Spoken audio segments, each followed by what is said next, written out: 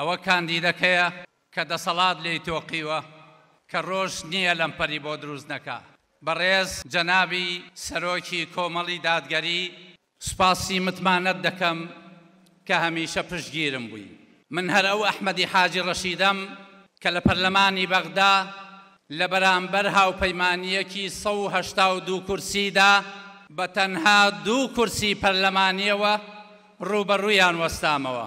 لە کاتی ڕکەبەرایەتی لەگەڵیان بەڕێستان تەلەفۆنتان کرد و فەرمووتان فشارتان لەسرە مامۆستا ئەحمەد، وتم پشتگیری جەنابت هەموو فشارێکە توێنێتەوە جەنابی مامۆستا.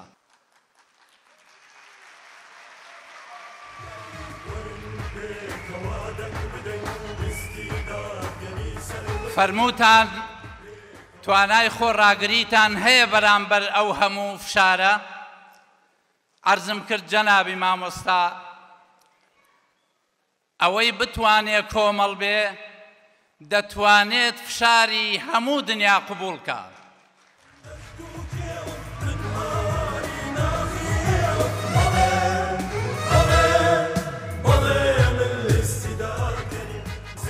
عەرزم کرد جەنابی مامۆستا پشتگیری ئێوە و ئەندامانی کۆمەڵ وام لێ ئەکەن ئەگەر لەتم کەن هەر لە تێکم لەسەر جادەیەک دابنێن دڵنیا بە نالەخشم نالەرزم پاشەکشە ناکەم.